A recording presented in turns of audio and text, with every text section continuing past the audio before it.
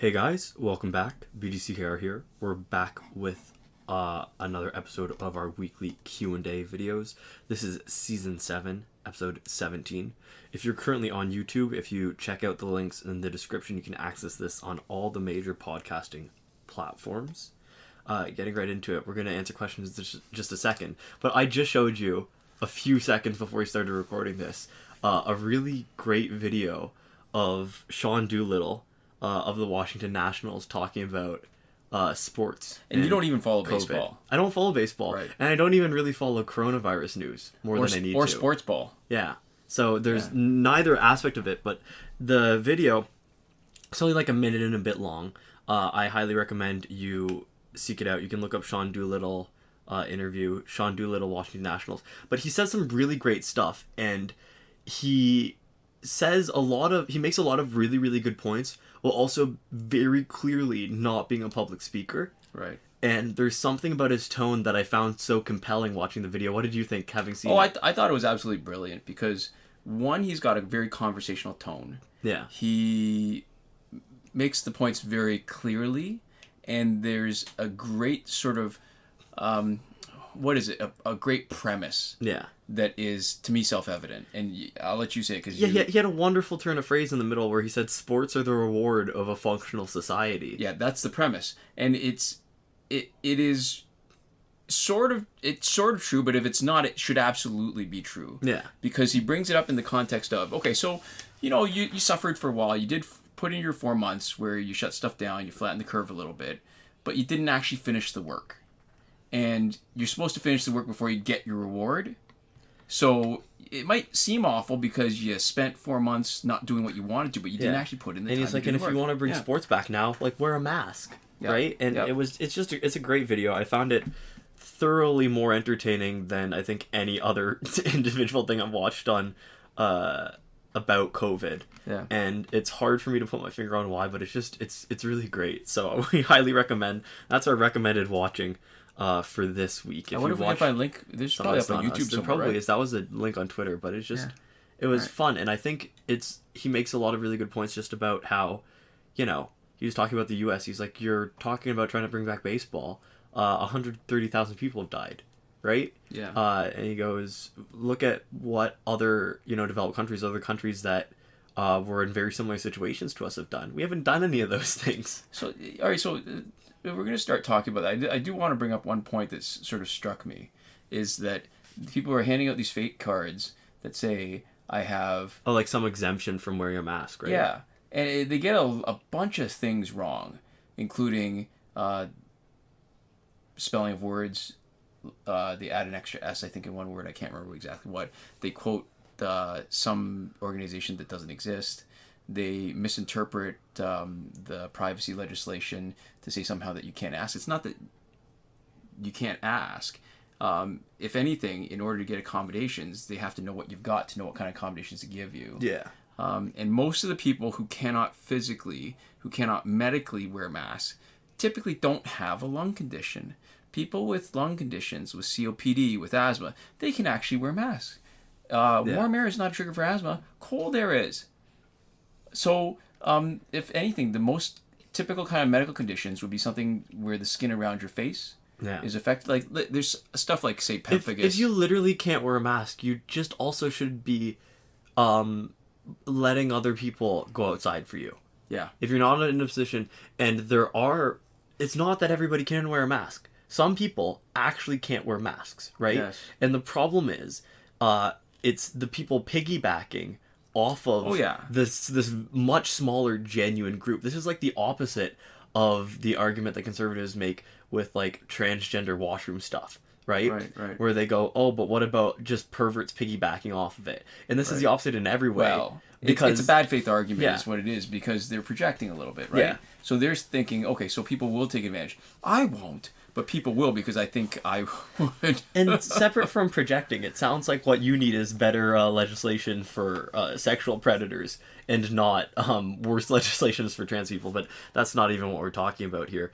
But it's because it's a huge group piggybacking off of a very small group who actually has good reasons to not wear masks. And like what it does is it spoils it for those people who actually need it. Like people with like sensory disabilities, for example. Even for like non-medical reasons, if you physically can't have a mask on your face because of hyperesthesias. Yeah, the way that you process sensory input, that is a valid reason to not wear a mask. It's also a great reason to, if at all possible, not go out if you can help it. That's true, because if you actually have issue, a lot of times you will avoid going out and you will avoid people. Yeah. And so the problem is, and there's people with other, there are other causes. I'm not trying to say that's the only reason why somebody wouldn't be able to wear a mask, but there's so many people who just aren't willing to be uncomfortable for the benefit of the people around them. Yeah. I mean, again, they're making stuff up, basically. Yeah. And they're not doing a very good job at it. And they're spoiling it for people who actually do need help, because what it does is it changes. You know what it's like? It's like people who fake charities to get money. Yeah. Who fake pretend to be charities. Yeah. You take your money, and what it does is it means people are less likely to want to give because they don't want to get ripped off. It changes the perception of the group. So now, if I hear about somebody not wearing a mask, my default assumption is not that it's somebody who has a genuine reason to not wear a mask, because those people are the vast majority. The vast minority of people are people with actual genuine reasons to not wear a mask. Right. Which isn't to say those people don't exist, but the vast majority of the people who aren't wearing masks are people who are, in one way or another, being irresponsible with the lives of the people around them. Yeah. Right? Yeah. And the worst part about it is that these are exactly the kind of people who the world would most benefit from them wearing masks. Because the type of people who are pushing against wearing masks are the same type of people who aren't observing social distancing properly, and they're higher risk, who aren't changing their behavior. Right. So these are people who are more likely to already have it, right? To actually get sick. Well, and then with not wearing a mask, they're also much more likely to continue to spread it to other people. So you know where this is going, right? Because when you said that, it reminds me of, I think I read a sex health educator who mentioned that it's very much like getting people to wear condoms. And her position was, you can't shame people into it because it doesn't work. But it's very much the same thing that you were talking about, where the people who don't want to wear condoms, who refuse because of what reasons, are exactly the people who are most important to have wear protection. Yeah, right, because they're engaging in activities. If they're unsafe around you, they're unsafe around everyone. Right. And so that increases the risk, right? Yeah, no, absolutely. I think, it's almost. I don't know where it's coming from. Like the whole idea that somehow that it's even political, remotely political. Yeah. Is I don't understand. It's ridiculous to me. Yeah, I really don't understand. I mean, we have our own problems. I mean, we can't get too smug about it, because there was a Canadian just over the weekend who filmed herself at St. Joe's Health Center. Mm-hmm. The nurses politely asking them, her and her son, to put on a mask. Yeah. And she refused. And there was a protest, like on the TTC, where people were not wearing masks and talking about like hugs, not masks, or some. I don't remember. The slogan wasn't even particularly catchy, so there's really no redeeming features of it whatsoever. But yeah, and I think the other thing that's really frustrating, or not frustrating, I think maybe I should rephrase and say one thing that's good to keep in mind is that don't let the fact that other people are not holding up their end of the bargain in this case motivate you to give up.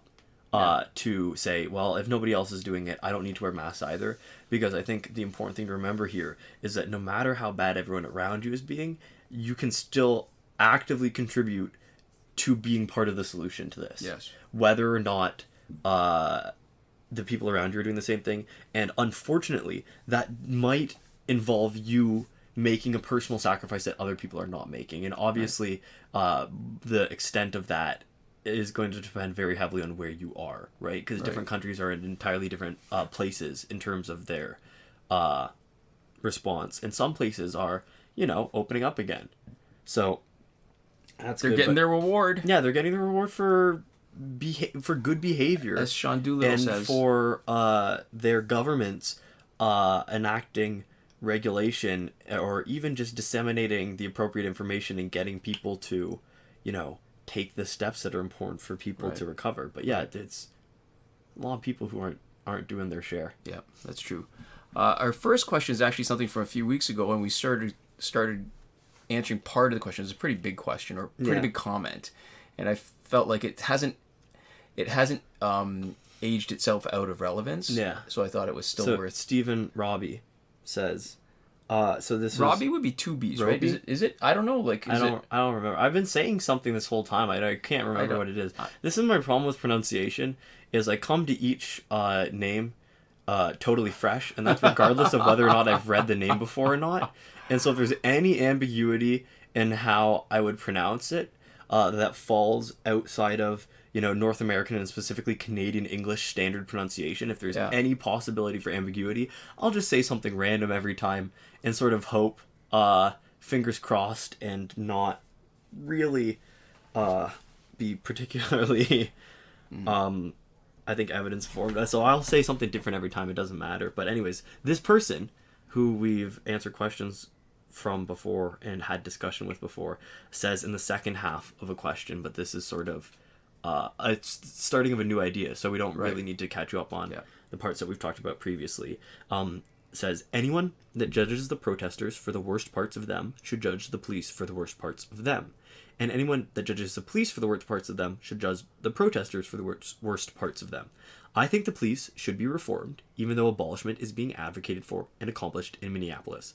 And I think the rioting should be called out and shut down. But all you get from both sides is no you. I got it from the right when I address police brutality, climate change, corporations not paying taxes, and I'm getting it from the left now when I address the rioting. Yeah, and I mean, from a moral kind of point, I guess it makes sense that if you're going to be picky about how one group is, you got to be picky about the other group. But we're talking about different groups, right? They're coming from different positions. The defunding police is going to be complicated in terms of figuring out what to replace them with, but actually doing it is relatively easy compared to saying rioting should be shut down. Yeah. Because you defund police, these are people. This is an organization that gets money from the government. Rioters, they get nothing. Mm-hmm. They, I mean, if we first ignore the fact that there actually are protesters that are acting against rioters when they identify rioters, right? The rioters are using the cover of protests against police brutality to do crappy things. So I've been listening to a lot of content about this, and I've heard something really interesting that really stuck with me recently. It's from a podcast called Behind the Bastards. They did a run called Behind the Police, and they talked about how there have traditionally been two main models of policing, which is the professional model and the military model. And so the professional model is the sort of police officers of the law should be like any other type of public servant. And they need certain qualifications. So advocating for cops to have like undergraduate degrees or like program degrees. That sounds like a good thing. Related things was a goal of the professional model of policing, right? And then the military model is that police should be modeled after militaries, right? So anybody can get in. It's training on basically how to use the tools and not as much the best practices, right? And it's the sort of, we should train them like they're soldiers. And so at different times in America, there have been more professional model use or more police model use and within different branches. So places like the CIA are a lot closer to a professional model than a military model, right? Because those people are much less frequently by themselves enacting violence. And I think there's a little bit more cachet involved with, say, CIA and FBI, that there's at least sort of some notion of quality. But the interesting thing and the important thing is, so the police response to a lot of this stuff and the issue that people are taking with a lot of the aspects of the police are the ways in which they are using the military model, right? So when you come out to a protest with riot gear, right? And when you are killing civilians, and the one thing that Robert said that was really and I'm not going to get the phrasing exactly right, but that was really impactful to me, is talking about the ways that you conceptualize what the police are doing, right? And so there's a way to conceptualize what the police are doing, which I think would be the right way, which is that they are there to keep citizens safe. They are there to make the world a safer place for the people in it. And the people that they are serving fundamentally is every citizen, right?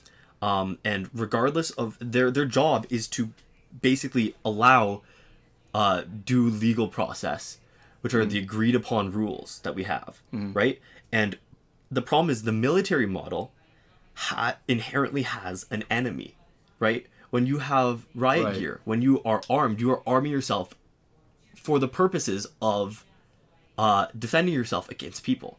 And what yourself is the state in this situation. And the people that you are defending yourself with weapons, with violent suppression, are people who are enemies of the state. And the problem is that the people who are being conceptualized as enemies of the state are also civilians. So when you are conceptualized as an enemy of the state, though, all of a sudden, under a military model, you don't really they don't have an obligation to protect you. You are not the person that they are serving. And the problem is, especially the criteria that makes you an enemy of the state, right? Where people are getting killed for like non-violent calls, right? And that's exactly what we saw with George Floyd. There was no violence happening, right? There was absolutely no reason to initiate with violence. But he was being called. There was a call that was put out, and he was under suspicion of committing a crime, and he was treated like an enemy of the state, and he was killed. Yeah, I mean, and people will make the argument that we don't know what happened before, how much, air quotes now, resistance there was to being arrested.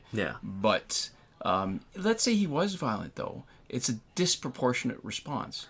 Yeah, we've brought up this before, and it's really, the important part is, if he was violent, there is legal process, there are charges, there is a punishment that we as a society have said, if you assault a police officer, here's what happens to you.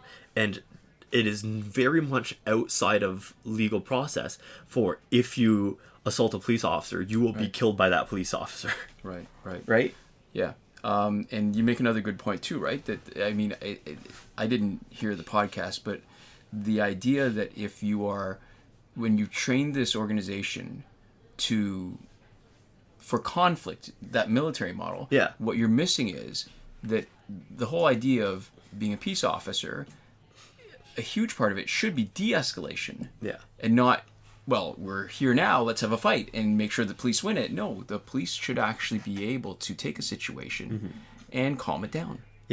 One other thing, not 100% relevant to exactly what we're talking about here, but just something interesting that I learned, which is that, so one of the most highly trained police forces in America is the New York Police Department.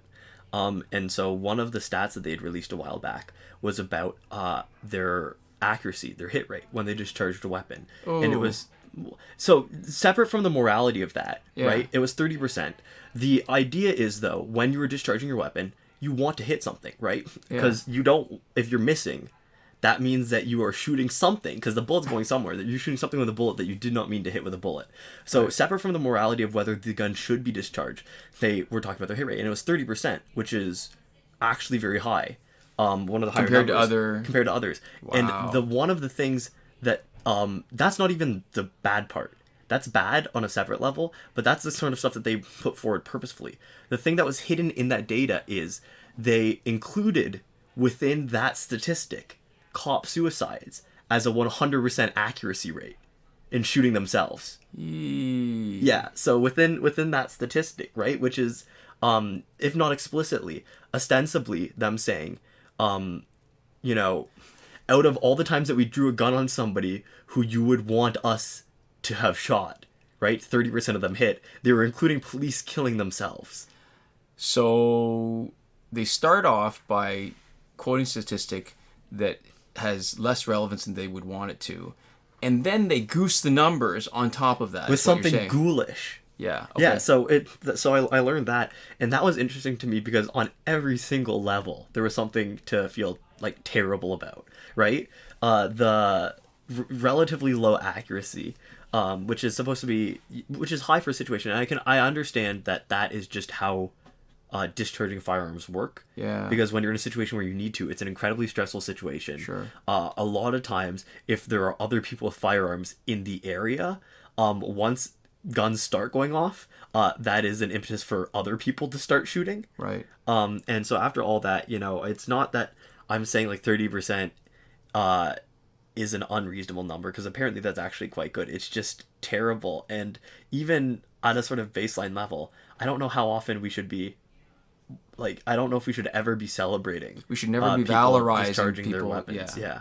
And their accuracy rates. So getting back to the original comment, I guess, did we make the point we want to? Yeah, really. I mean, you can't compare them directly, rioters and police, because defund police, you just take away the money. You cut the budget, that's it. Rioters, it's like herding cats. So you can't. There's no one thing you can do. Yeah. That will defund the rioters. They're not funded. There's no one thing you can do to stop the rioters. The only thing that you could do to stop all the rioting is to arrest anybody that had any suspicions of rioting. And what you would end up doing is catching a massive number of people who would never have participated in the rioting in that dragnet, right? So separate from any morality of punishment for rioting, right? You can't actually enact that fully effectively without hitting a bunch of people that you don't want to, that are fundamentally innocent. Yeah. And so, and the police, really, there's a hierarchy there.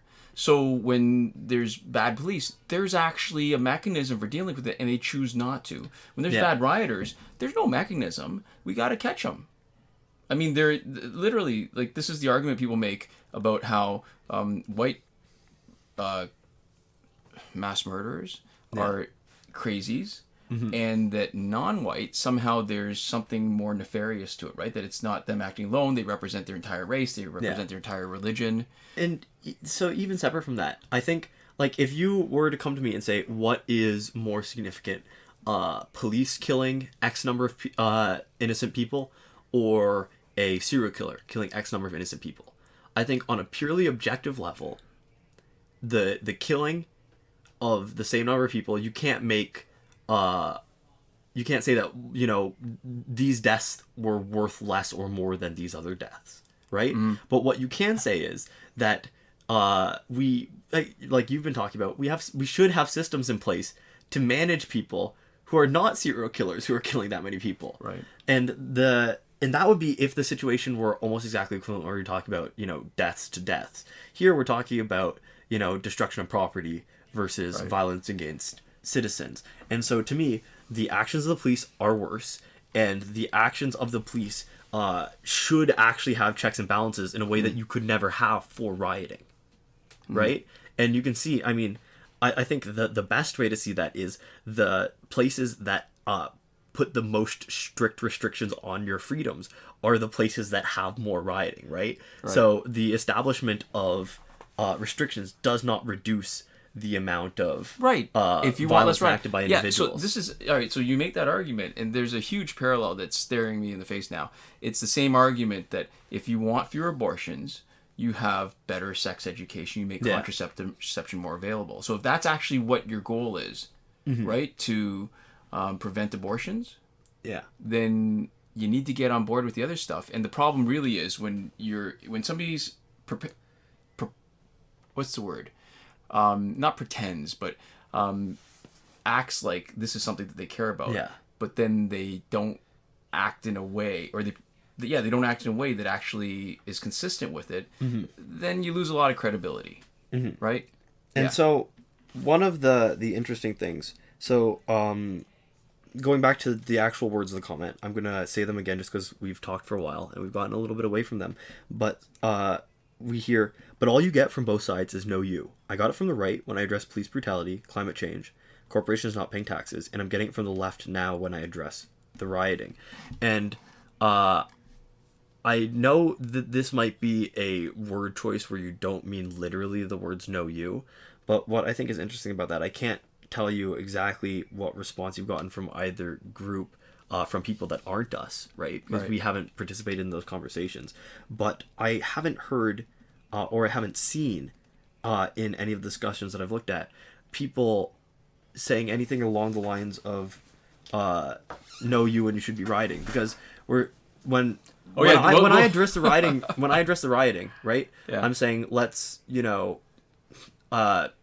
it's happening because of a systemic issue. Let's address the source first, right? Yeah. The violence is happening, but the locus of the violence is actually easier to control than the people who are being violent themselves. Right. And the people who are being violent themselves are unlikely to be doing it just because, right? And so the know you would only be relevant. I'm only saying know you if the person I'm talking to is a police officer who is participating in a system that is killing minorities, right? Or just killing civilians in general, because even separate from the race problem, police are killing people that they shouldn't be killing. Yeah, so literally, as a liberal, I'm not so tribal, right, that I'm going to say, like, that we have one sort of monolithic point of view, but in that context, I don't think I've heard anybody say, hey, you fix your police problems and then we'll stop rioting. Yeah. I've never heard it quite like that, although one will lead the other, because people won't feel oppressed, right? Like, it's not, I don't know, it's just weird. It's a funny kind of argument that just somehow rings not quite true. Mm-hmm. And it although people have said that the risk of rioting is less when you actually eliminate police brutality. Not that somehow it's that I'm responsible for it and I will stop doing it when you stop doing it. Yeah, I mean, you talk about, so police haven't gone on strike after a certain point because it was determined that, police weren't allowed to go on strike. Mm-hmm. But when police work to rule, or when they don't prosecute petty crimes, when they basically just do what the exact definition of their job is and no more, right? The bare minimum amount of work. They found that, crime didn't noticeably increase, and actually complaints of crime in places, and I don't remember exactly where it was. I don't have access to those resources. We don't have like notes in front of us with studies, so you'll have to take my word for it. And by take my word, I mean do your own research and verify this independently. Yeah. If you don't want to look into it, don't assume I'm right? Even if it feels like intuitively I would be right to you. Obviously find your own sources for this stuff. But I can say that I saw a resource that indicated that civilian complaints of certain types of crime actually went down when the police were prosecuting stuff less. So when you put more, when you give a group more sort of fear, when you make their situation more challenging for them, and the way that police exists presently does that for a lot of groups, you actually just increase tension, and you don't decrease the risk of crimes based off of the threat of being caught. It's a much more complex system than that, and the way that policing leads to the increase or reduction of crime in an area is not sort of just linear like that, and there's a lot more sort of nuance when you're actually looking at the data and how things turn out. Right. So there we go. So I think that was everything for that. We've got more comment to read, though. Yeah. So they say, I do not trust statistics that I hear. Neither side has demonstrated the truth to me. Like most controversies, I feel like both sides are trying to, oh no, the emperor is totally wearing clothes to me. And the more and more I don't take anything for granted, and the crazier this world gets, I would suggest people do the same. As you don't want me to judge the whole movement by the actions of the rioters, don't judge what I talk about in totality by a comment I left on your video. I don't believe every conversation needs to be about both the police brutality and the riots. Police are on record and accountable to the government. Rioters are not accountable to anyone, and I consider their actions terrorism, thus I treat it as a more pressing issue. But that does not mean I don't consider police brutality a pressing issue, and I have addressed it. So, the first thing I'm going to say, we can't actually mine anything that you said outside of this. We don't have access to any other discussion that we've had. Yeah. So, we have to, and I think we still have done our best. Hopefully, our goal is to always have done our best to give you the benefit of the doubt, right? So I don't think we were assuming that what you had written in your comments was the only thoughts you had on the matter, right? But it's still not unreasonable to address those specific thoughts. Yeah, and what the comments on our video is isolated instance of discussion, right? So when you contribute to the discussion on the video, the sum total of our comments, or in any space, right? When you go on a subreddit, when you go on like a Facebook post and you look at the comments on that Facebook post, right? When you look at like a news site, right? All the content there is one sort of space that a discussion is happening. Right. And the overall quality of each of those individual spaces does matter. So I think the problem is when you go into a space and your contribution to that space is only talking about rioters and not mentioning the police, then you're contributing to a space that is critical of the people who are protesting police brutality and not critical of police brutality. Right. Which is, or if you're, let's not say critical of people protesting police brutality, because if you're specifically criticizing the rioters, that is different. I'm not, that's maybe more of a generalization than I should be making here. But you're being critical of people who are against police brutality and who are doing things that you disagree with, and you are not being openly critical of police brutality. Right. Is maybe more what I meant to say. And my comment on this last little bit is, Stephen said, what was it? What were the words? Police are on record and accountable to the government. Rioters are not accountable to anyone. I think that's how it should be. Police should be accountable. One of the most important issues is that the police have not been accountable. Yeah. If they were, I think we wouldn't have gotten to this point. I mean, when you talk about qualified immunity in the U.S., which mostly allows police to do what they want, really has ensured that police have both not been accountable and can potentially feel like they're not accountable. And that's why it's such a surprise to them when they're actually charged with crimes in the course of doing their jobs. And rioters actually are accountable because rioters are being arrested, right? Things are happening to rioters. The interesting thing is that rioters are accountable to the government and to police. Mm-hmm. And so you yourself are acknowledging that, police brutality is happening and it is bad, right? Mm-hmm. And so we have a system where the police are accountable to the government. They're not being held appropriately accountable. And the body who is responsible for holding them accountable is not screwing them over, right? And citizens are accountable to the government and to police, and you yourself are acknowledging that police brutality is an issue. So we know that the rioters are accountable to people who are screwing them over, right? Yeah. Especially if they're minorities. And let me try to break it down in one other way that seems maybe offers a little bit of clarity for me at least, is that you've got two problems, two things that you don't want happening. Yeah. One of the things you don't want happening already has a system in place and dealing with it. You haven't done it yet. This other thing that you don't want happening doesn't really have a system in place. So not only do you have to make the effort to do something, you have to create a system or come up with an answer for it. Yeah. That first one is police. There is a system in place for fixing it. Let's get on that because that's a much quicker solution than the one where now we have to figure out, well, what would actually get rid of the violence and rioting? Oh, maybe if we eliminated police brutality, that would do it. And racism and all that other stuff that goes with it. That's that intersects with that. Yeah, and the problem is that we're not obviously going to do everything that needs to be done fast, right? Right. But if you look at the history of rioting based off of race in America, you don't need to do everything to get people to stop rioting, right? That's not sort of the ultimate goal that is really, really far off.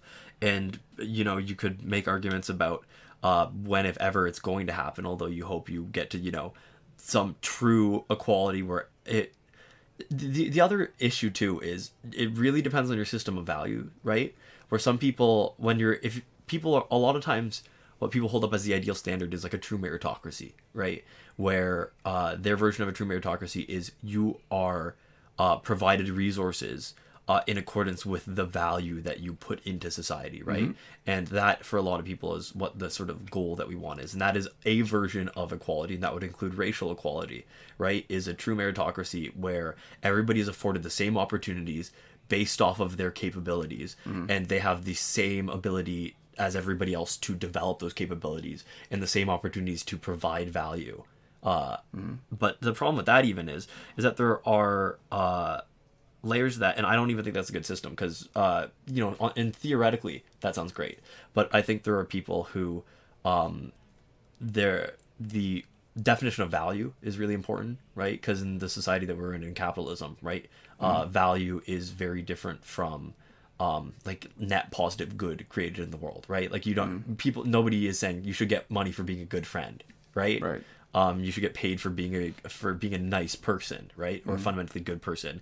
And then you have people who are unable to provide certain types of value, like certain types of work, right? Physically disabled people can't do physical labor, right? And if that's your system where that's how you're providing value, there's going to be people who slip through the cracks who don't deserve to, obviously, right? So it should be a blend.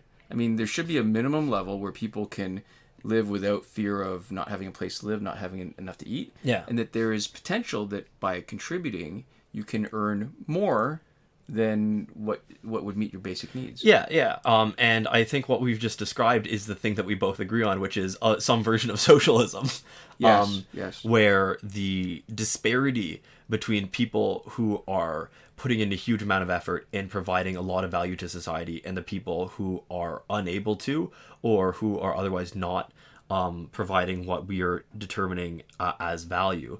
The difference between those people should not be one person should be dying or unable to care for their family, unable to care for themselves, unable to live a life with respect and dignity, and the other group should have more money than anyone needs to have to do almost literally anything. With basically the only things restricting them being laws and like the laws of physics. Right. You know what? And I want to get back to another point, because something that I said, it was sort of rumbling around in my head. I think superficially, it can seem like that the no you comment. Yeah. That superficially, when you say, well, if there's less police brutality, there'd be less rioting, can superficially sound like you stop what you're doing and then we'll stop what we're doing. Yeah. And I think the problem with that is that there is, even though it may seem like it's the same, they're sort of doing similar things, it's not. Yeah. And the point I wanted to make about that is that police should just never be doing it. Mm-hmm. You know what I mean? Like the fact that there's any kind of police instigated violence is just wrong. It's been happening for a lot longer. Yeah. And I guess if we're looking at those fights those arguments that never end well, when it says, well, you started it. Well, you started it. How about we all stop it? And then it won't be a problem. But I think the issue I have with those kind of arguments is that the people on one side, the people who are actually saying, well, they started it, one side actually has the power to stop it, and one side actually has the option to really do something, whereas we're even having trouble identifying who the rioters are as a group. And it's not really a no you thing, because when you're coming after the rioters, you aren't coming after me, right? Yeah. When I make any comment regarding them, I am not a rioter, and I am not aligned with the rioters, right? Mm-hmm. Even if they were a monolith, even if there were one group, and even if they were all left-wing people who were arguing against or who were fighting against police brutality, and that was the only reason they were doing anything that they were doing. Mm-hmm. That's not like, those aren't my people, right? Right.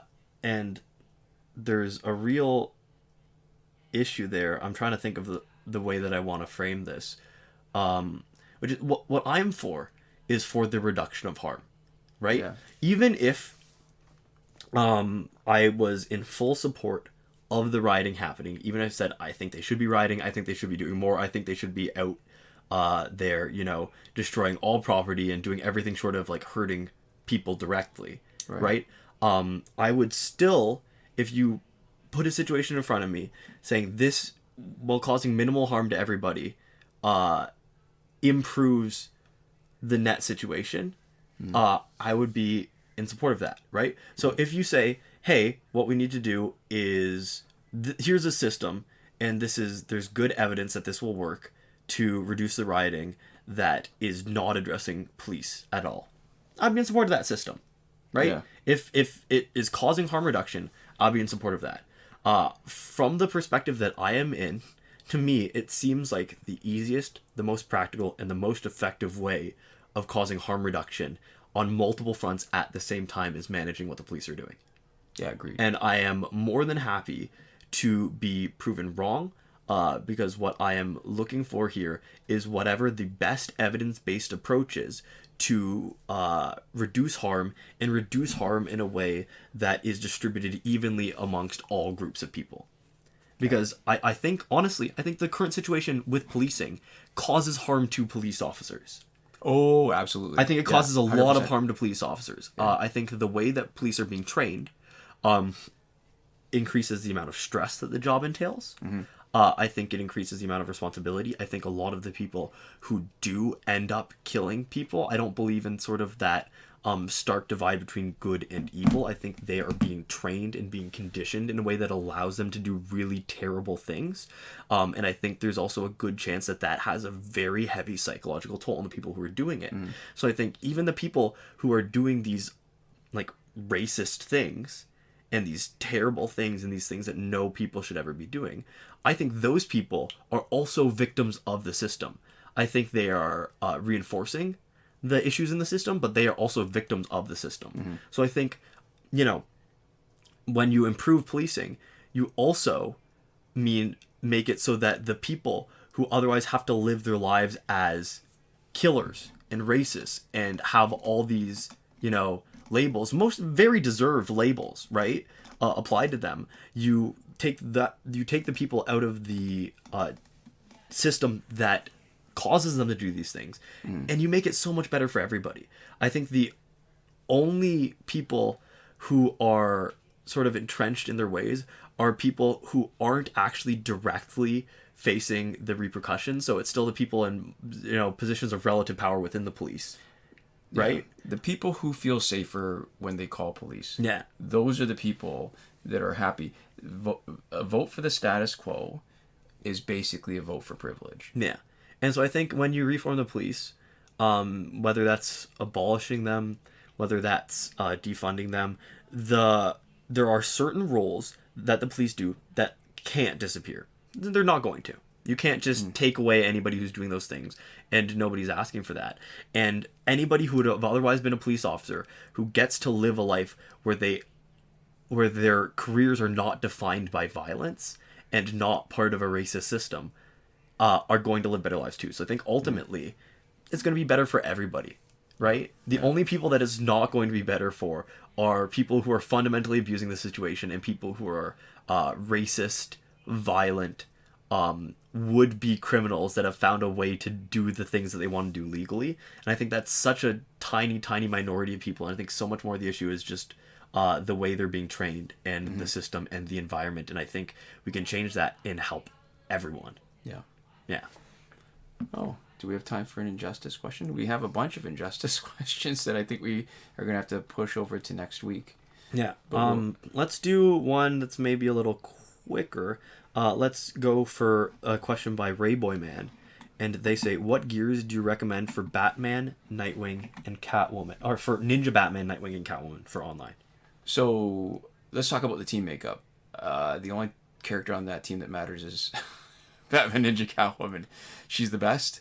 And if you did nothing for Batman or Nightwing, they would be great meat shields for her because they give her basically a chance to survive a one-hit KO.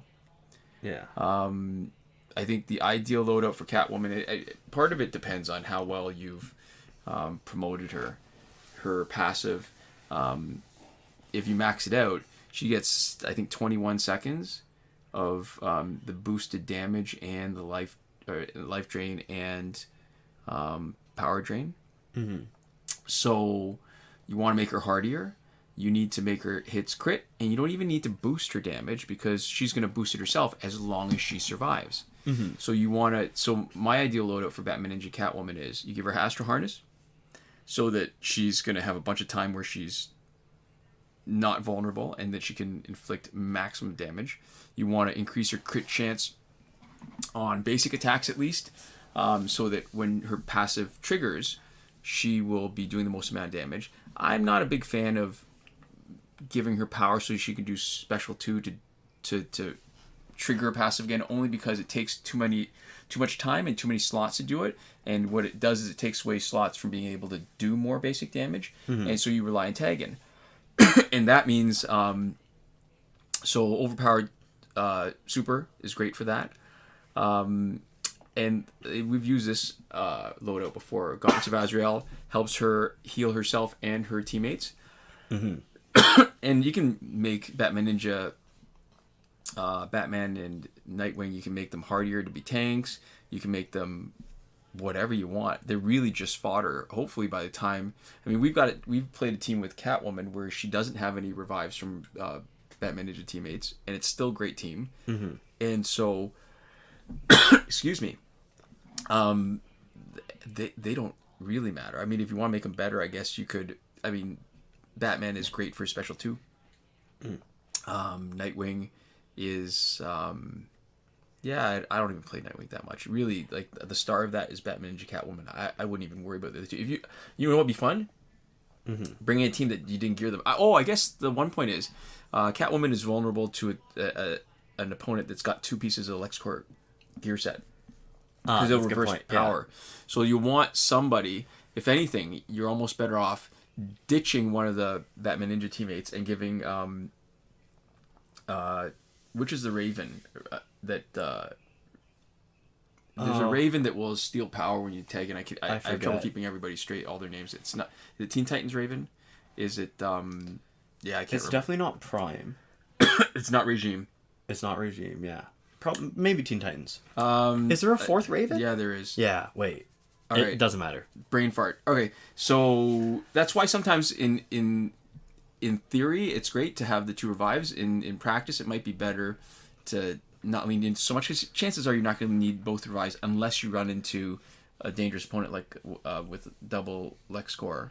And then in that case, you'll need somebody else, because she's going to be giving the power. As strong as she is, while she's strong, she's going to be giving the power to knock you out. Yeah.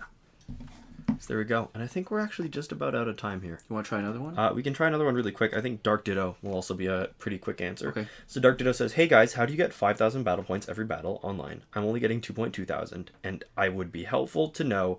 I love your weekly vid, especially in lockdown." All right. So indirectly, it's based on how high the stats are on your team. But yeah. So what you can control is how high the stats on your team are. So if you use higher stat teams, you will get more battle points.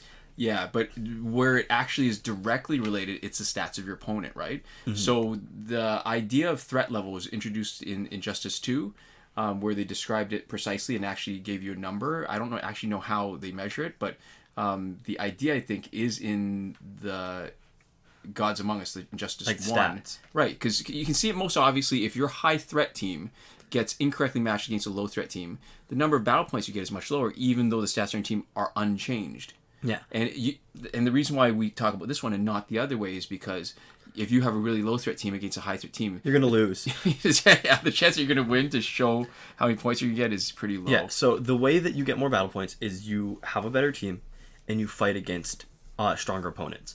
The other way, with whatever team you have, to get more battle points per battle on average is to fight the longer ladders. Right, more bonus. Yeah, so if you fight, Epic versus Ultimate, right? If you have more fights, with each fight, the teams that you're fighting get better relative to you. Right. So the last fight in a ladder will always be hardest relative to you, as long as you are not at the very top of stats. As long as you don't have the best stat team in the game, you'll go from people around the same as you and progressively higher. Right. So with you fight more fights, or you fight with higher stat teams, and those are the 2 ways that you get more battle points. Right. And they're sort of thresholds. So after a certain point, once you've maxed out, right, you're maxed out and that's it. But if you're getting 2.2 thousand per fight, those are the 2 ways that you get there. And one obviously is something that's going to take you a lot longer, which is just getting better guys, higher stat guys. And the other one also only works if you can consistently win those longer ladders, right? So to get the most efficient amount of battle points, you pick the ladder length that you can consistently win, so that you actually are getting those bonuses consistently. Right. So worry less about each individual fight than you are about overall the time you're spending and what you're getting out of it. So there we go. And we are out of time here. So to finish up, we've got some people that we need to say their names. So first off, a shout out to Eliza Cursed Memes Caton, your one-stop shop for troubling memes. This shout out has been brought to you by images which fit the technical definitions of a joke, but cause non-zero amounts of psychic distress. We'd also like to thank everybody who is supporting us on Patreon. We super appreciate you. And more than just the dollar amount, we appreciate that there are people out there who made the active choice to support us financially and let us, buy games for ourselves every once in a while, buy new equipment, the mic that we're talking on. We don't normally talk about it, but we've spent, we've both reinvested money in the channel and for ourselves, but we've super appreciated all the support we've gotten over the years from our patrons. So those people are Console Peasant and Edwoon at the highest tier last word, Mohammed Albshaiti at the Your Message Here tier, Shawn Farrell, Daniel Simonson, Aaron Maule, Michael DeVries, Brandon C., and Irvin Ruiz at the credited level, and Chris Wolf, Scarlett, Danny, and Awesome Gamer 241 at the gratitude level. There you go. Thanks so much for watching. I'll see you guys next time. Komoda.